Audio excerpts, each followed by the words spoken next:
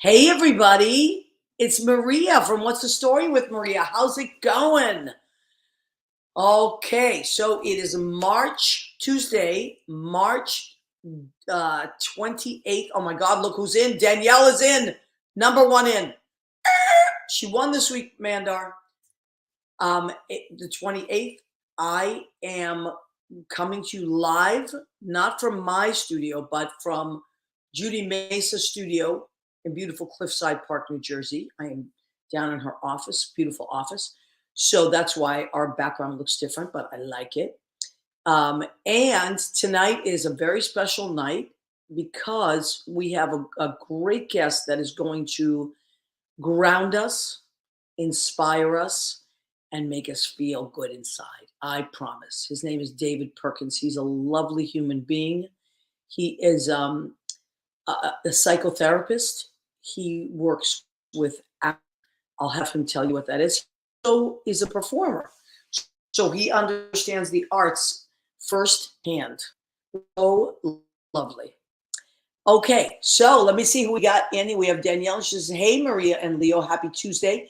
I just finished IG live readings. Oh, my goodness. And told them I had to go because it was What's the Story with Maria and Leo time.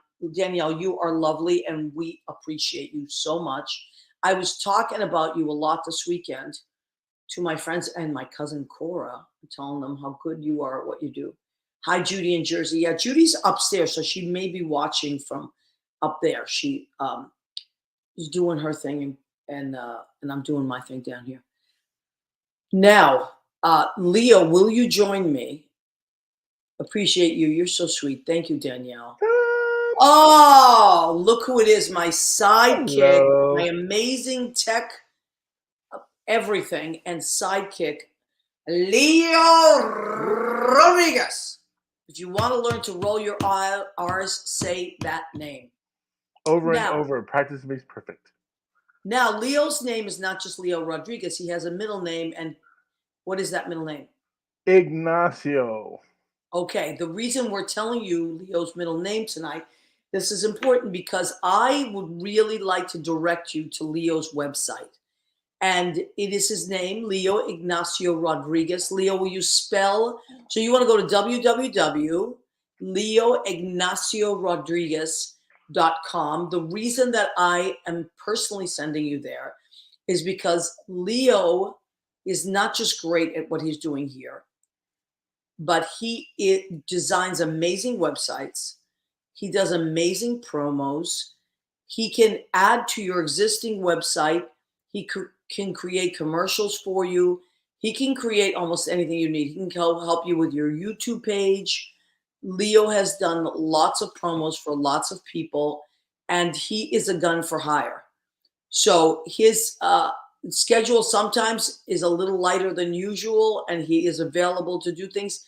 In the next few weeks, he has a little availability coming up, but it doesn't last long with Leo because then he gets all kinds of work, especially in the summer with the kids. So if you want to hire Leo, this is super important that you know that you have my blessing, because I know a lot of people think that I exclusively have the rights to Leo Rodriguez, but I do not. He is my friend. I'm so proud of him, and I have no problem sharing him. If she wanted, she would put a ring on it. Oh wait, we don't want to. We won't go with the rings over there. That'll start a whole other fight. Never Leo, for mind. the love of God, put the brakes on it, Leo. But I'm just saying, Leo is amazing. Also, maybe you have a podcast. You may not go live, but you might be taping it or whatever you do, and you need help with it. Even if you go live, you're one of those people, and you want to hire Leo to help you run your podcast. He posts everything. He does all our promos. He as I'm talking, if I mention something, Leo brings it up. Just know that he is available for all that. Vincenzo D'Amato, how are you, my friend? Good to see you. It's been a while. He is my friend from Boston. He is a compadre. Oh, compadre. Hey, compadre, That's compadre. right. And the compadre would be Evelina. His wife was Evelina. Are they gonna go to this wonderful little? You know what? I don't know, but let's talk about it. You see this? Okay. So the flyer was designed by Anthony Fett, who does all my flyers, does a beautiful job. Yep. And where am I going to be? Why did Anthony make a flyer for me? And why did Leo just post it up? And Leo made my promo, by the way. Incredible. Hi, Rena Crignali-Bergi. Rena Crignali-Bergi has joined us. Rena, Another girl. Kumbato Jimmy, well, Vinny, we call him Kumbato Jimmy, has joined us. So just so you know, don't say anything dirty because Kumbato Jimmy is here. Not Rena would never say anything dirty. But anyway, so yes, we're talking about the show, bringing it back to Beantown, which is my show I'm doing in Boston, Massachusetts at Club Cafe, which is a gorgeous, gorgeous club, 290 Columbus Avenue in the South End. So the tickets are only $20. That's it. $20 if you buy them in advance, 25 at the door. It's a steal. I have rented out that whole back room, and it holds 100. And I am happy to report that it's already up to 45 seats sold. Ooh, that's almost half, Maria. I know, and it's 7 weeks away. Ooh. So the reason I tell you that is because not just because I'm very proud of that, because that hasn't even scratched the surface of my friends and family. That I mean, a lot of people made reservations, but a lot of them I don't even know who they are. So That's awesome, which is cool. But I really want, if you want to make the show, only if you want to make the show, I'm a soft sell. I never force anything on anybody. But if you want to make the show in Boston, please, please, please go to the website, the clubcafe.com/events/Maria-Gentile. Or you can simply go to mariagentile.com on her website, and it will pop up at the very top corner, and you can click that, and it'll oh my God, that's even website. better. So go to mariagentile.com, which is my website that Leo maintains and updates constantly and creates. He creates all this stuff for Billy Malcolm designed my website, and then Leo creates all the ads for it. So please feel free to go to my website. And while you're checking out my website, just if you would like a website, Leo IgnacioRodriguez.com is where you get a hold of Leo, and he can build your website. I'll tell you, the Ignacio, that's my grandpa. My dad's dad is Leopoldo. Okay. So that's Leo. And of course, from my dad. And then my grandpa on my mom's side is Ignacio. Nacho. I love that. Nach. They call him Nacho. I love that. Yep. So those are my names. I'm the luckiest of all the grandkids. I get to carry on the names. I love that. That's fantastic. Well, my grandmother, my nonna Lebrucho, was Maria Libera. Then they go by her middle name. My mother was Maria Spina, and I am Maria Pia. So Maria we Pia, all have our first names are Maria. So I understand that. Hey, look who's here. Lynn Portas. Hey, you two. Genius. I was just talking to her a couple of hours ago. She's the greatest human ever. And shout out to Andrew Brennan, who is she and Joe Brennan's son. It is his 27th birthday today. Danielle. Happy birthday. Danielle, our spiritual medium and astrologer and all kinds of things that she does, healer, will tell you the significance of having a birthday. A 27th. Danielle, listen to this. So Andrew Brennan, Lynn Portas' son, had his 27th birthday today. That means a Saturn return, right? And it's Aries season. So it's the first, right? It's the first horoscope of all of it. And it's spring, what is it called? Equinox, right? Blessed equinox. So Danielle, pretty important birthday. You have never met a more, and I'm not just saying this. This is not, as Joe Biden would say, it's not hyperbole. I love when he says that. Not hyperbole. But Andrew Brennan is the most intelligent human being I have ever met. Very smart. Oh my goodness. And highly intelligent. Lynn, type it, moon in Cancer. Okay, Aries, moon in Cancer. Danielle will know all about this stuff. Do you know where your moon is in, Maria? I believe it's in Sagittarius. Really? Mine's in Virgo. Oh, that makes sense. That's why you're detailed. Mm-hmm. I have to look up my chart. Danielle and I were talking about that. Yeah, I have my chart somewhere. I have to pull it up. And I think there's a little Scorpio in there too. But Sagittarius, I believe, is my yellow. Okay. That's a good combination with the Gemini. Wow. Yeah. Oh, wow. Right? The air breathes the fire flames the air. And rock, paper, scissors. That's all I'm going to say. Okay, so I want to quickly, before we bring on our beautiful guest, which we will bring on in a few minutes, I want to tell everybody I went to an incredible wedding. I have to say this because I'm so proud of myself. You know, sometimes we do things, and this is important because it's gonna be part of what David Perkins, our wonderful friend, who's joining us, will be talking about. I went to a wedding this weekend, but that was after this is what I did this week. Thursday, I had my student show at the LGBT Center for road recovery, which I love. But you know, the shows are they're high stakes. And that show was on. Then Friday, I had the show in the Bronx, the RTG road recovery show in the Bronx. And then I went to Brandy's that night. The next day, I worked at Brandy's that night. And then I went straight to the airport and got on a 7 a.m. flight and flew to this wedding and had the most wonderful time. The reason I tell you all that. There's a song for that. We used to sing a song back in high school. Está loca. Está loca. Uh-huh. Listen, you know what? Somebody said to me, I said, I don't want to miss anything. I don't want to miss anything. But I was listening to a podcast today that David Perkins was on, being interviewed on. It was amazing. We're going to actually, at some point, maybe we can direct people at the end of the show. Maybe we'll direct people to that podcast as well, because there's so much information. And, you know, he was talking about something, and when he comes up, I will talk about it with him. But I said to myself, you know what? I really appreciated what he was saying about not looking at the whole thing and being afraid of something, just like, and I had a wonderful conversation with him on the phone today. So I am of the school of do the next right thing.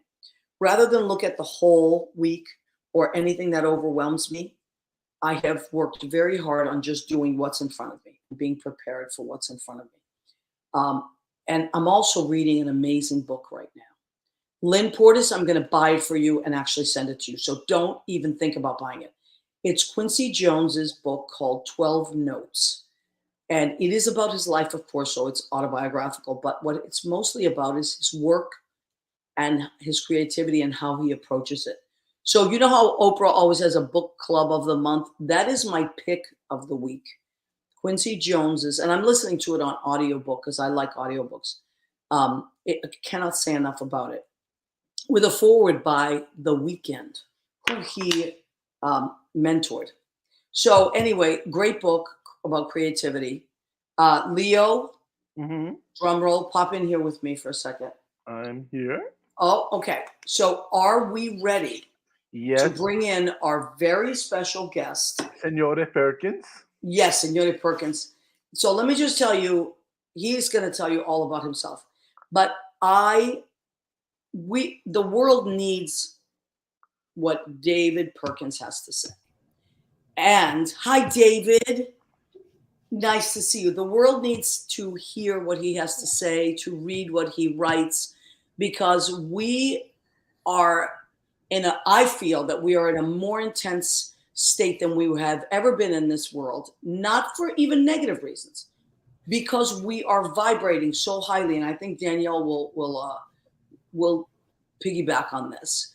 There's so much technology, there's so much happening, there's so much creativity out there, and it's very easy to become overwhelmed. So, David, I just want to introduce you to our listeners, our viewers, and I'll have you tell them who you are and what it is that you specialize in. David Perkins, everybody. Yay! Congratulations on your show in Boston. Oh, thank you, honey. Thank you so much.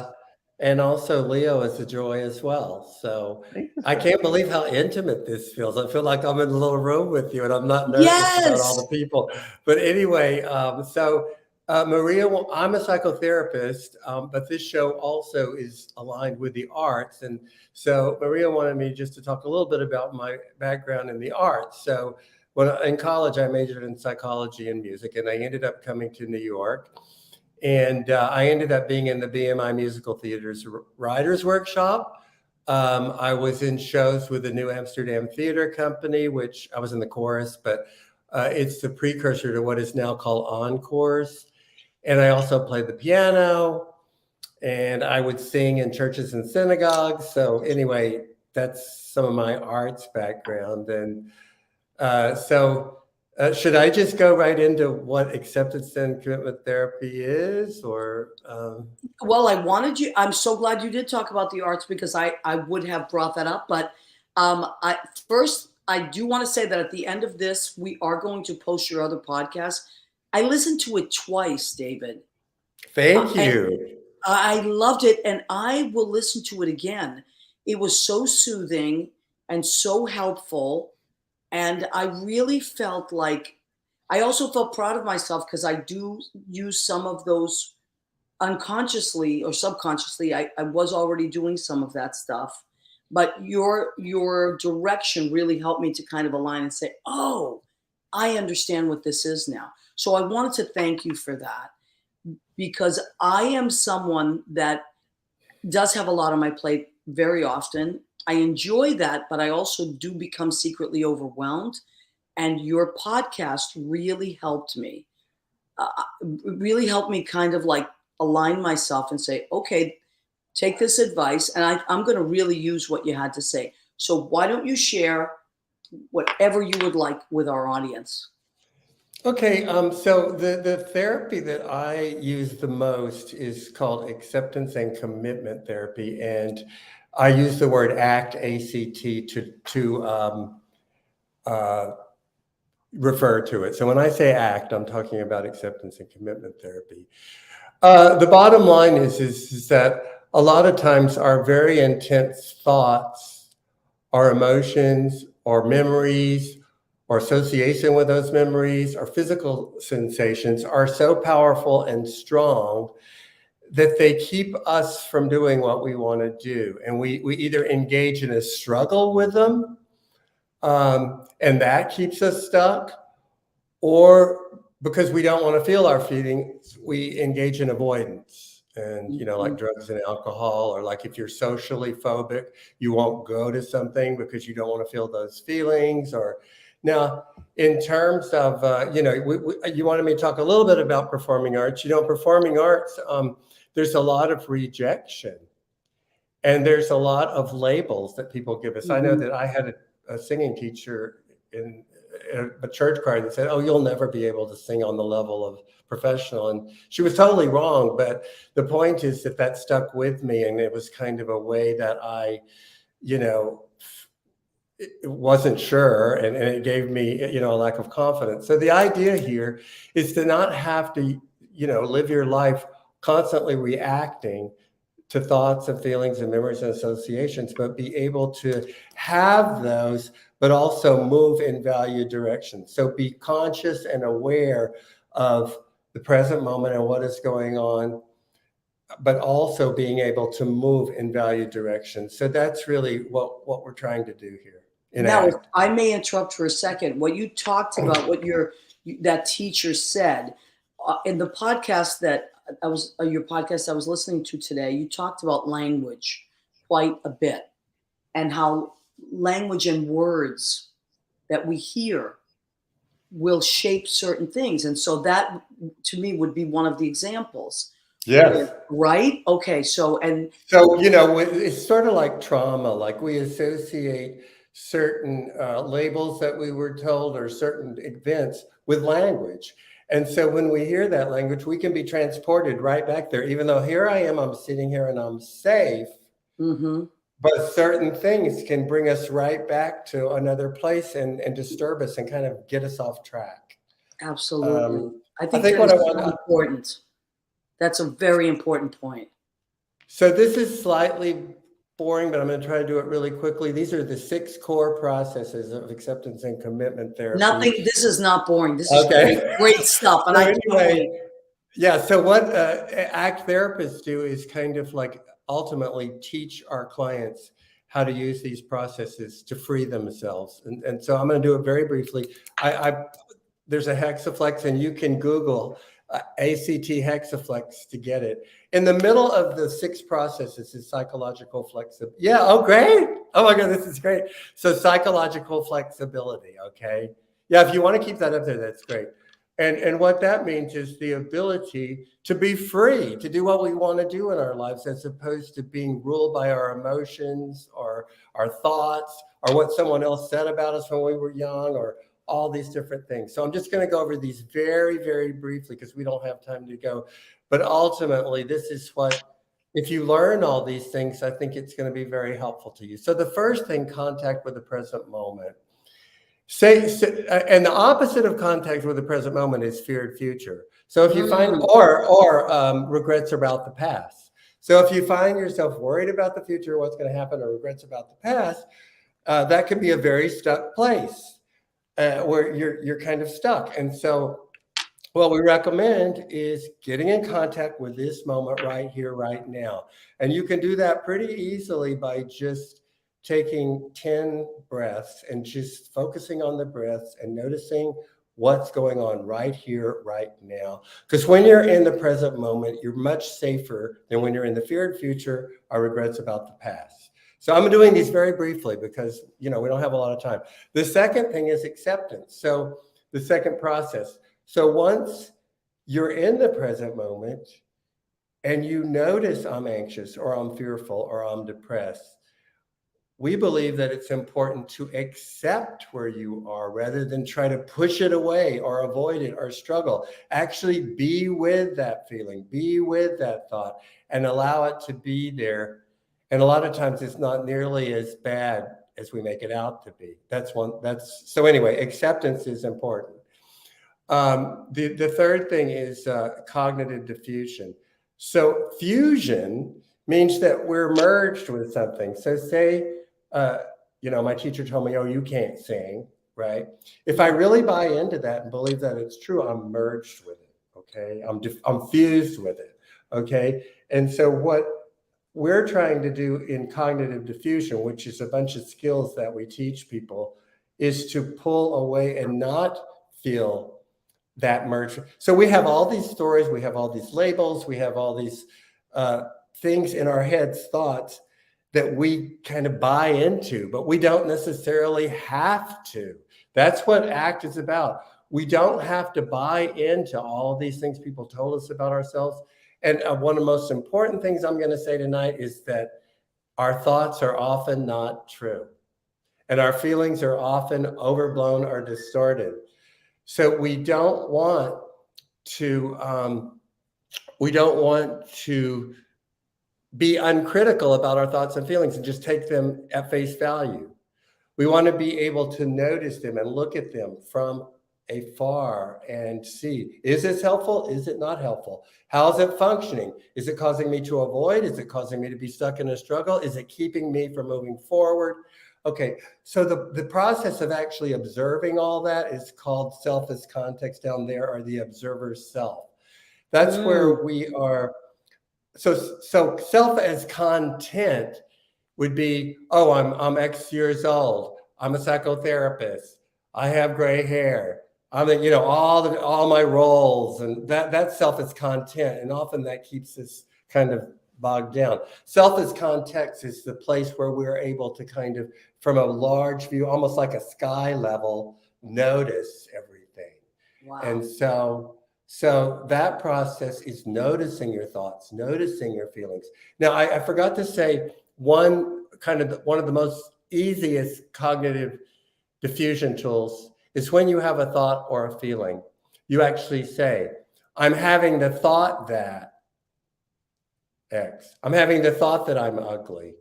I'm having the feeling that I'm depressed. The reason that's important is because by saying that, you're saying the thought's over here and I'm here. We're not the same. Okay. Right. The feeling's over here and I'm here. So I have room to kind of notice and observe and make a decision about, is this thought or feeling helpful or not? Right. Because if it's not helpful, we can diffuse from it, or we can put it aside. Okay, we just have 2 more of the hexaflex. And then, so the next one is values values clarification, the idea of getting in touch with what is important to me. What causes me to be vitally engaged in life? What was I born to do? But it's very important that we honor our values and honor what's important to us, because values are motivating. Okay. So when we're in touch with what we care about, what's important, we're going to want to do that. Okay. The last process is committed action. And the committed action is informed by the values. So now values are not actions. They're just sort of ideas. Like, I care about truth. I care about love. I care about performing arts, whatever it is, whatever makes you happy. The committed action step is actually to take an action that will move you closer to that value. Like, I'm going to practice my singing X amount of, because I care about that, or I'm going to go to X amount of auditions, or I'm going to expose myself to things that I'm afraid of. So even though I'm afraid, I'm still going to move forward. Okay. And so that we're not victim or enthralled to our fears, our depression, or all this stuff. It's horrible, for these things to be ruling our lives as opposed to our values and what we care about. Okay? I love that. Now, should I talk about passengers on the bus now and then? Let's take a second and then yes, and I'll tell you why. Okay. I'll tell you why. Because what you're saying is really, people are commenting, and the comments are wonderful, and I want to read them to you and also to our listeners. And by the way, we are going live on YouTube as well as my Facebook page, Leo's. If anyone would like to share this to your Facebook page, instant share, you're welcome now or later. Then we will go into podcasts and Spotify, Spreaker, and iHeartRadio. So there's a lot of information here. But I want to, so what Danielle said, and Danielle is a spiritual healer and medium, and she's just an amazing, amazing healer. And I highly recommend going to Danielle's website, which is Damsels Designs. Leo will put it up, .com. But she said, using tools like this, so there's Danielle's website as well. So if you want to take that down, using tools like this to be in the now is so valuable in mental health and in manifesting as well. So thank you both. So these are not just, I'm sure David knows that, but this is for listeners perhaps that may not know that it's not just about keeping your mental health in the right place, but also you're bettering yourself a future for vision. Andy Prasky says, and Andy Prasky is a filmmaker, a director. He works on commercials, movies, documentaries. He's an amazing person.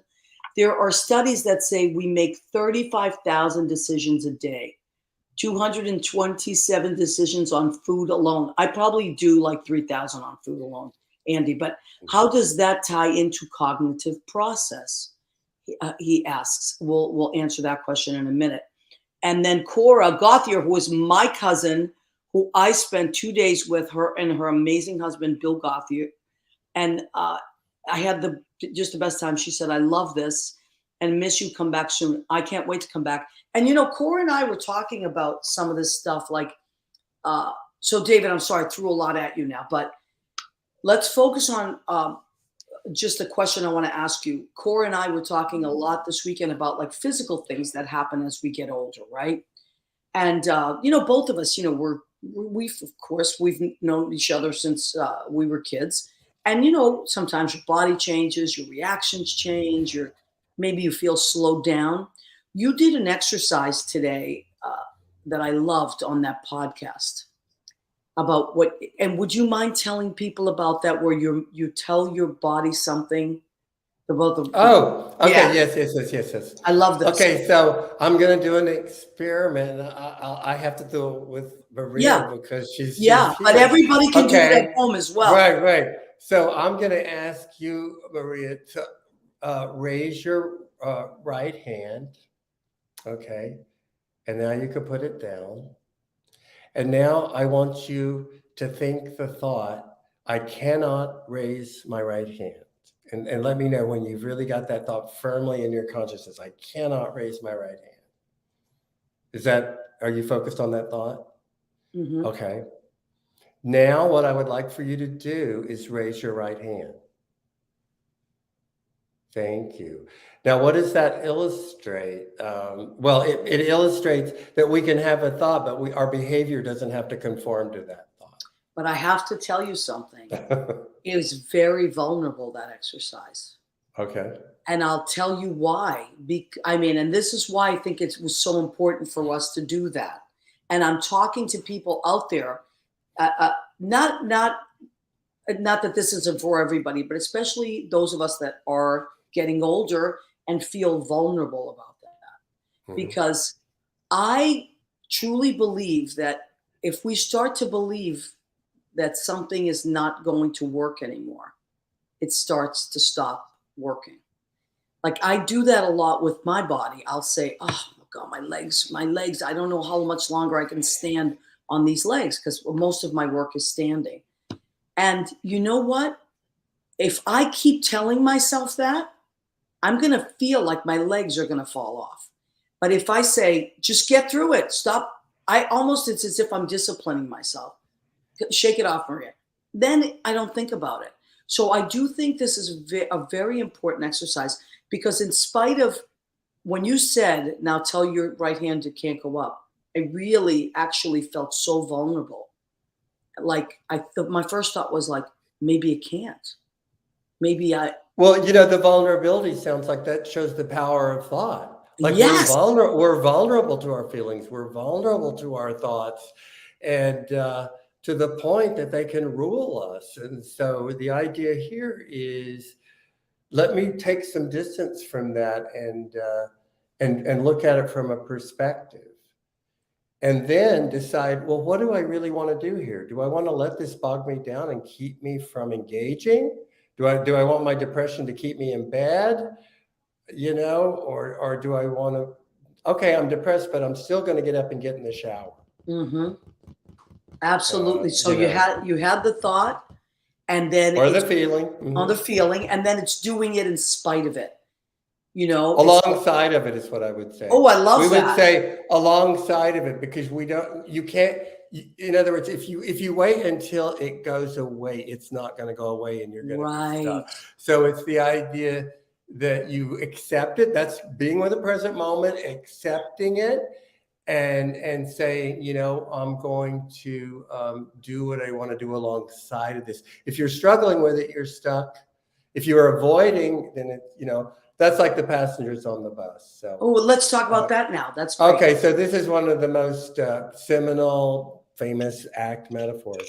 So you're driving a bus, okay? And as you drive the bus, you make stops. And at one stop, all these unruly passengers get on and they go take a seat. And these unruly passengers are a metaphor for our difficult feelings, our intrusive thoughts and everything. So they start acting up in the bus. Now, if I go and stop the bus and go and discipline and engage in them and struggle with them, the bus is stopped. And now I'm not going where I want to go. Now, the other thing is, these people are willing to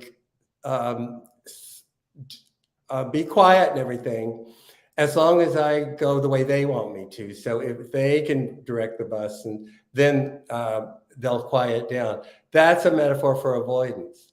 So if I take a drink, then my thoughts and feelings will go away. If I avoid social situations, then I won't be socially active. So either one of these approaches is keeping us from moving forward. So the ideal here is to keep driving the bus. I love it. So you keep driving the bus alongside of these unruly passengers, okay? And that's something of detachment. I just wanted to say that ACT explicitly recognized a debt to Buddhist philosophy and Eastern philosophy, of being in the present moment, being mindful, and having the ability to detach and allow things to flow through. And then the other question was about that we have so many thoughts today. Thoughts and depressed, right. Yeah. So anyway, we can't control our thoughts. Our thoughts are spontaneous, they're involuntary, and some of them we really get hooked on and we really notice. So anyway. He also said, Dante also said, aren't thoughts the way of dealing with feelings? Unsuccessfully. Like if you try to think your depression away or think your anxiety away, it's actually like quicksand. It can engage you in a struggle and you go down. So what we're saying is have your thoughts, have your feelings, but observe them and notice them and be able to make choices as opposed to struggling saying this must go away before I'll do something or I've got to avoid it. Right. So. My old therapist, who I just adore, she saved my life. She really did. She used to say to me, I would tell her things and I'd say, I can't, I don't know what to do with this. I have all this. And she'd say, okay, well, it's wrong. Don't act out on it. And don't repress it. So I would say, well, what am I supposed to do? She'd say, feel it. Just let it wash. Be with it. Let it wash over you. And that really reminded, I mean, when I was listening today to what you were talking about of just sitting with something, a feeling or acceptance. I thought, I remember thinking when she taught me that years ago. And it helped me so much. And I still use it. I use it all the time. Like, just stop for a minute, just feel whatever that is, whether it's loneliness, whether it's vulnerability, whether it's sometimes just a deep sadness will come over us for no reason. But it passes if you just, as you said, sit with it for a minute. Well, and the other thing is it may be useful. So there's actually thoughts are useful too. I shouldn't have said that they're never useful. Feelings are useful in the sense of telling us maybe the direction we need to go in, what we care about, what we want. So the idea here is not that thoughts and feelings, we want to just totally get rid of them, but we want to be able to observe them and figure out when they're being helpful and when they're not. And if they're not, we can diffuse from them. And thoughts are also useful for problem solving. Right. Without thoughts, so it's the idea of, am I in a process of thinking that's useful and problem solving?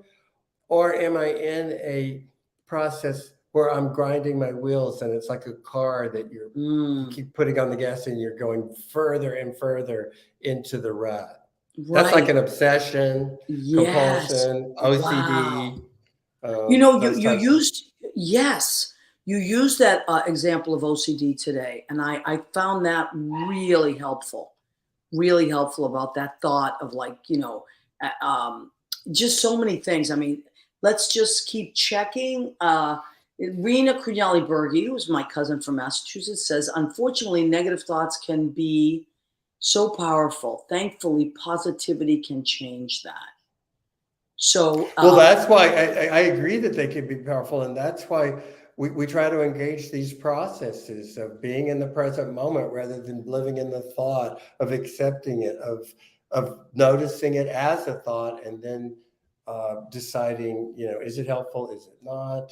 Yeah. If it isn't, what I often ask people that are in, mired in anxiety or depression, if you can kind of step back from it, what's the most important thing that I need to do in the next hour? What's the most important thing that I need to do in the next 3 hours in the day? The idea of moving to valued action can sometimes be a helpful thing. Absolutely, 100%. Then you talked about that. That's when you were talking about the next right. I live by that. Yeah, David, I feel like if I didn't do what you just said, I would completely be paralyzed with fear.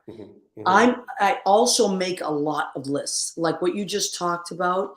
To me, that's like a helpful thing. And my lists, some of them are what I get done today, and I cross it off. And some of them are like long-term goals, work on an album or work on a video, whatever that is creatively for me. Take a class.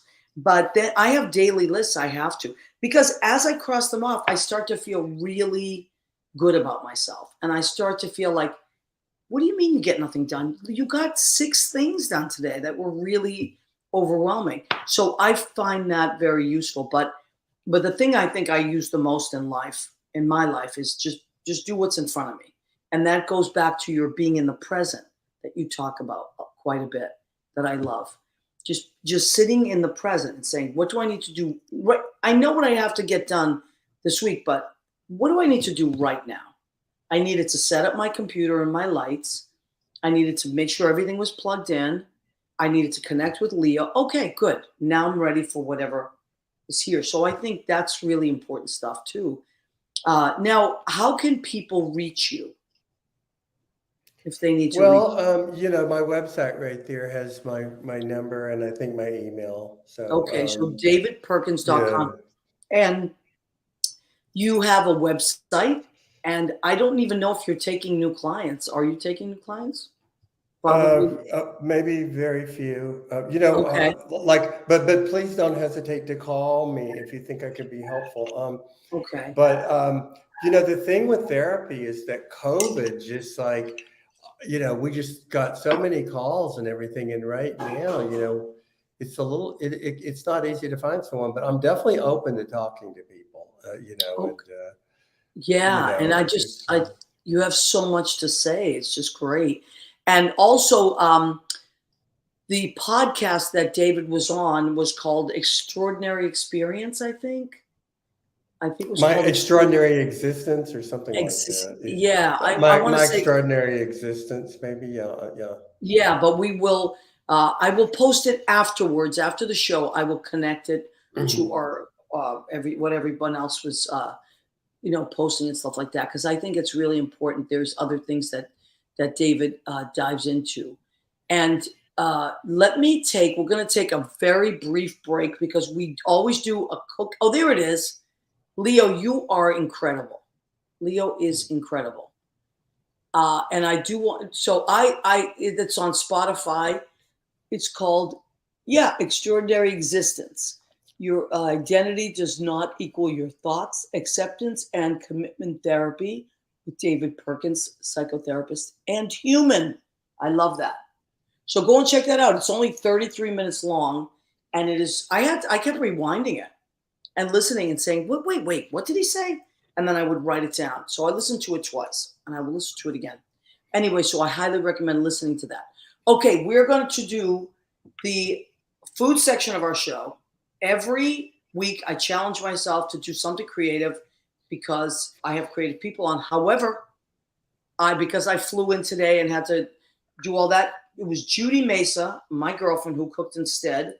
Is this something Cubano? Should I be playing some Latin music behind this? I mean, if you want to. So this is what she made, and I asked her to text me because she's upstairs. She doesn't want to come down. Okay, so let me just. I know she's like, no. I know, Judy. So look how pretty that is, right? Oh, I know. It's so delicious. Oh my God. Okay, so what it is shiitake mushrooms, shallots, garlic, asparagus, and broccoli rice.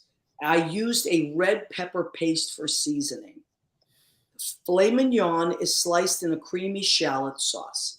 And then the salad, which you didn't write what you put in it, but I know what you put in it because I ate it. It was so good.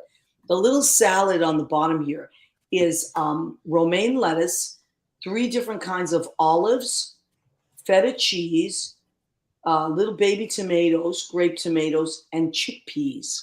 Ooh. Oh, my God. Oh, wait a minute. And pineapple. Chopped up pineapple. Oh my God! Who decided to show up today? Who showed up today? Oh, Mandar, the menu Chick master. Magnet. Yes, the menu master. Thank you, Mandar, for showing us that. Mandar is our Indian representative. He is. I have never seen women flock to anyone as I have seen them flock to Mandar. You need to have Tom Chu on for Gourmet because he just made the most incredible souffle that's on my Facebook page right now. But I just thought of that. Like he can do more guest things for he's the most incredible gourmet. Did you know he's the most incredible gourmet cook? He's such a good cook. I know that. And speaking of Tom Chu, I saw him this morning. You talk about the stars. Danielle, listen to this. I'm at a wedding. I'm at my friend Scott Ryan's wedding. It was beautiful. I'm at this wedding, and then I hang out with my cousin Cora and her husband Bill, who I adore. And I posted about this wedding, and Tom Chu reaches out and says, "Are you in Fort Lauderdale?" I said, "Well, I'm right next door. I'm in Hollywood." "Oh my God, when are you leaving?" I said, "Tomorrow morning." He said, "So am I." So we had breakfast. We had breakfast at the airport this morning and got some work done, mind you. I mean, you talk about being efficient. We got some work done. Tom Chu, by the way, does amazing. He is a lawyer, and he does living wills and final will and testament work as and also lots of other stuff. But so if you need someone for that, please reach out to me and I will get you in contact with Tom. I have to say that I don't believe in the souffle because I just did the truth verification, right? Because everything is true on Facebook, and I didn't see any pictures of it. So Tom Chu, where is the souffle? Oh, it's down in my page. On your page? Like, okay. Yeah, like go to my page, and it's like the third post. Oh, and I love that. Just for complete disclosure, Tom Chu is my boyfriend, and so I know. I'm very lucky. Oh, well, he's very lucky too. I love him, and we this morning we had some great breakfast, and he is very fond of you as well. So, and I know that you guys are so good for each other. So I'm so happy that has happened. Wonderful. You know, and that's another thing we talk about. Like, I think what's so important in relationships in general, and I think everyone will agree with me. There's the souffle. Oh my God, look at that. Tom It was Chu, like a volcano. It was so fabulous. It was just, and it was so light, and it was unbelievable. Tom, are you blushing right now or what? He is blushing. You know he is. Oh my, look, there's David enjoying the souffle. Oh, how cute is Tom? Tom is adorable. I'm telling you, I surround myself with really smart and good people. So, yes, Tom Chu said he's blushing. I knew it. I knew he was blushing. And Leo's a genius too for being able to like pull all this stuff up spontaneously. And Leo's the greatest. So you said the magic word, food. Food, yeah. Leo's a great cook too. And let me tell you, I do want to say this again because it's very important. I do not own the rights to Leo Rodriguez. He is my partner in crime on the show. He is a gun for hire. He does great work for me.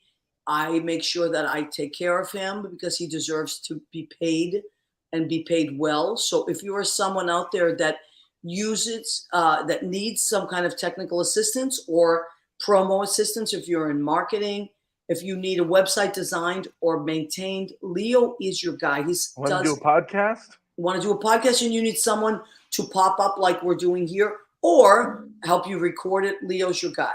So I do not mind sharing. Leo, it would make me happy if you Leo owns his own rights. That's I know. Right. I'm an independent woman. That's right. You are, Leo. Mm-hmm. I love it. So I do want to put a shout out to wonderful, independent, creative people. Leo, the hustler. That's right, Mandar. That's right. Got to. So I want to say one more thing, Tom, and then maybe you can also help maybe give us some advice on this. So this wedding I went to happened to be a gay wedding. My friend Scott married his partner, Emmanuel. It was a beautiful wedding. And when I looked at the beautiful rainbow of people there, it was so, I just was overwhelmed. The whole wedding I kept crying. It was ridiculous. I was so moved for so many different reasons because people were from different countries and they just different things, right? His mom was there. I've known her forever, just lovely. And I thought to myself, wow, here we are in Florida, right? And I'm at a gay wedding in Florida with all that's happening. And this goes back to what I heard you talk about on the podcast, that really it's about love. Like everything that is good in the world is about love. And I just want to put this out into the universe because we're in such a tumultuous political climate for the completely wrong reason and that I personally am deciding to go with love. I'm deciding to put that out into the world. And so how do we, and it's not just a gay thing, it's just across the board. How do we, when we feel that we're being targeted on a level that intense, what do we do to, do we let it just roll off? Do we, like you give me a little advice, because I struggle with this sometimes. First of all, a lot of our feelings about ourselves, and including homophobic people's feelings, are rooted in their histories and what they were told, and all those kind of thoughts and messages we're talking about in scripts and labels. And so being able to sort of like step a little away from that, have some perspective and say, okay, this was my past, this was what I was taught, but is this what I value? Is this what I care about? So if one cares about love and one cares about, sometimes you have to struggle with kind of conflict between history and now. Wow. In terms of, I think that the famous serenity prayer would be like addressing the other thing, which is, grant me the serenity to accept the things I cannot change, the courage to change the things I can, and the wisdom to know the difference, which I mention this a lot in therapy. But anyway, because, we are under attack and it is frightening. And so what can I do on a personal level and on a societal level, or what do I want to engage in related to my values to try to change things? But yeah, we're living in scary times. I don't think there's any.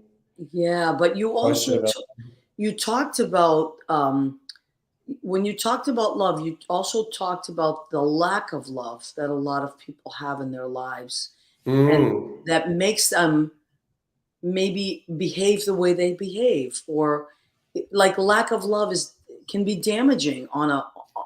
Because people don't, people haven't experienced a safe place, or a place where they're loved for who they are, or that they're accepted for exactly who they are and for their gifts and everything. And that is quite damaging, because it causes you to like back away and not engage and to be scared and all kinds of things. Yeah, absolutely. But I really, I want to put this out, I want to put this out because I feel like the more we put this out, the more it will be real.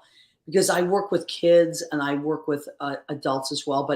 But kids are so beautiful because there's such an innocence to them. And, even this much love to a kid makes them burst into a smile. And they'll come in and they're so shy and they're so closed down. And then little at a time, we introduce them to different types of music and stuff. And then one kid is talking to the other kid, and one kid is drumming alongside another kid. And then someone else gets involved. And then they walk out of there together.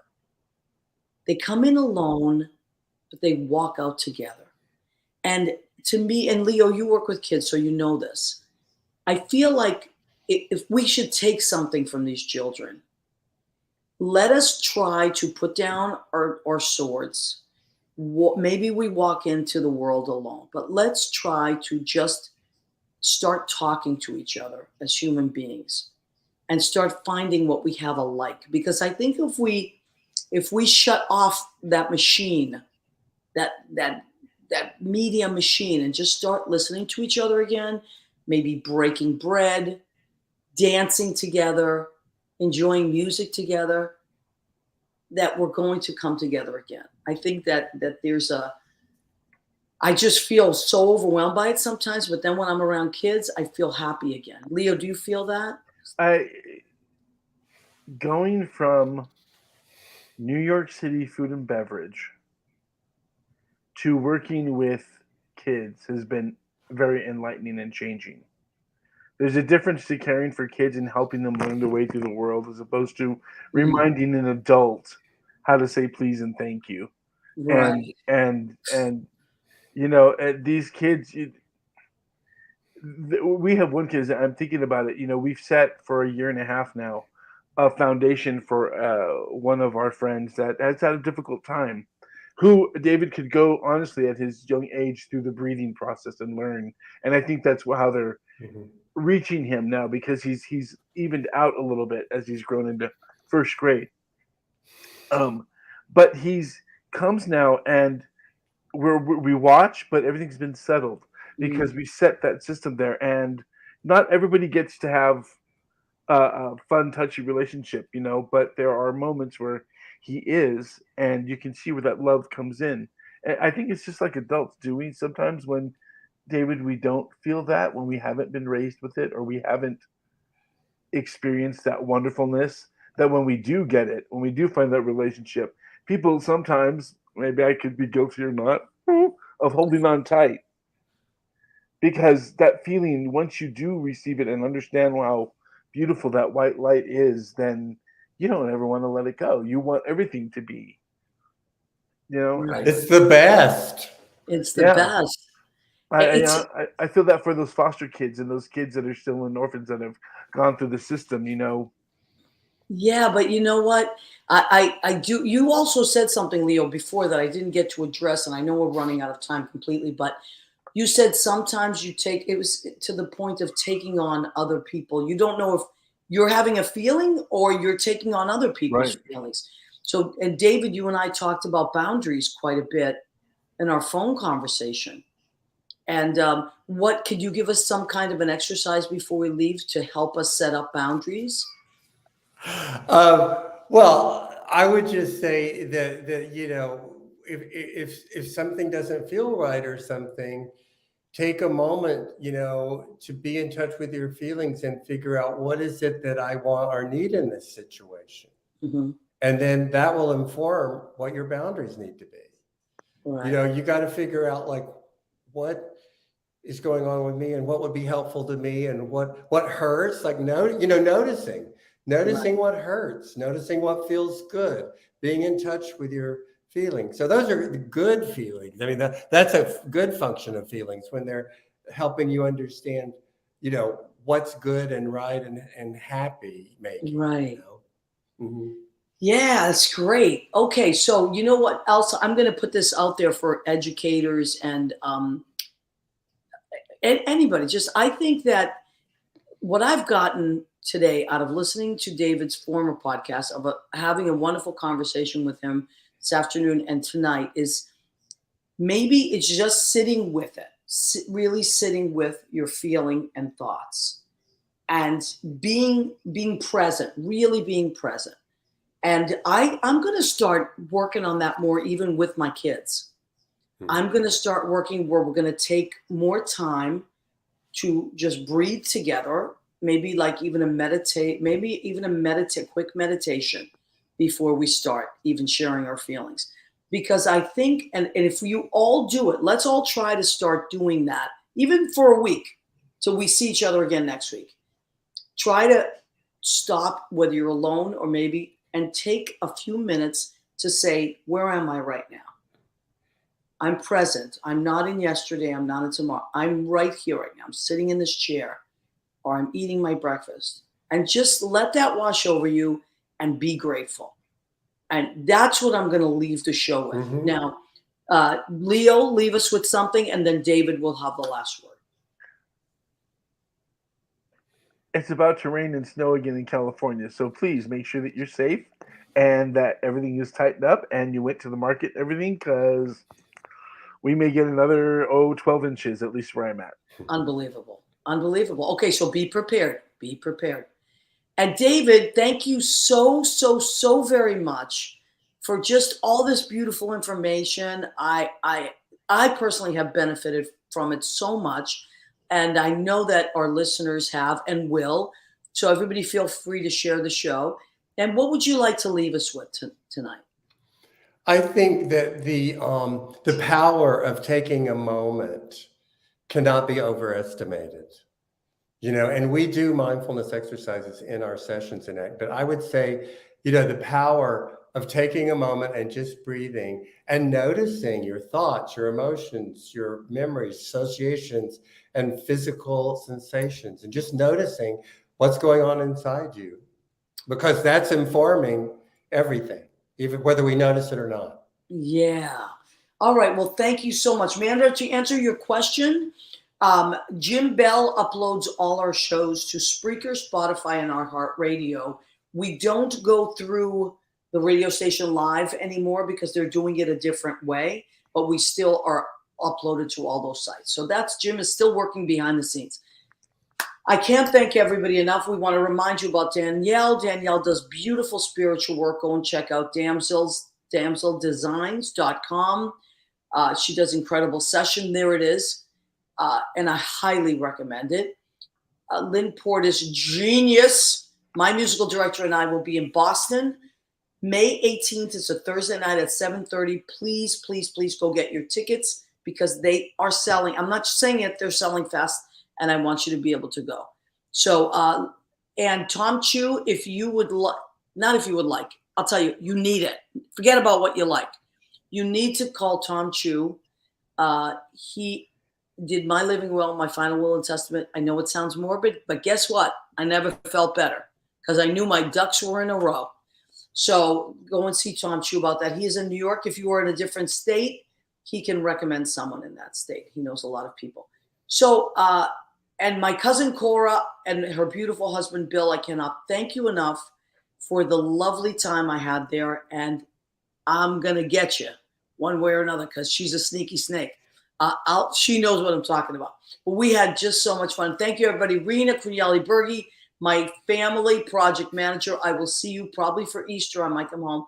Andy Prasky, thank you, honey. Julie Cesari, she helped me get my equity card in 1991. I will never forget you for that. She's out in California, so thank you. And our Chick Magnet, thank you. Everybody that's out there, we love and appreciate you. Please come back every Tuesday night, 9 p.m. Eastern. Leo and I will be here. In the meantime, if you want to hire Leo, I won't be upset. I will be happy. David Perkins, thank you, sweetheart. We appreciate you.